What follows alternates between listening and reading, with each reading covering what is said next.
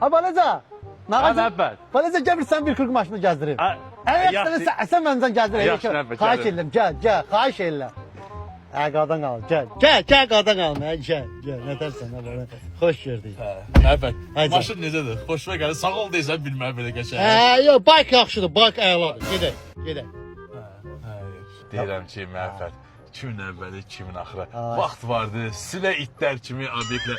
Yox, yəni peşkom gəzirdin, amma indi görsən altında baykın maşını özü görəkli bir hamı sənə baxır Məhəbbət.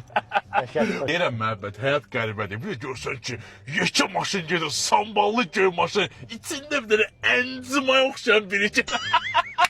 Yalnız bizə ki, bu şamandı pul olmazsa başlama. Sağ olsun ki, ona hədiyyə alan oğlanlardı, o samballı oğlanlar ki, alın alta qoça gəlan barmışı, maşınımızı. Məhəbbət, halal olsun. Lətvə səndən uzağa, Məhəbbət, lətvə səndən uzağa.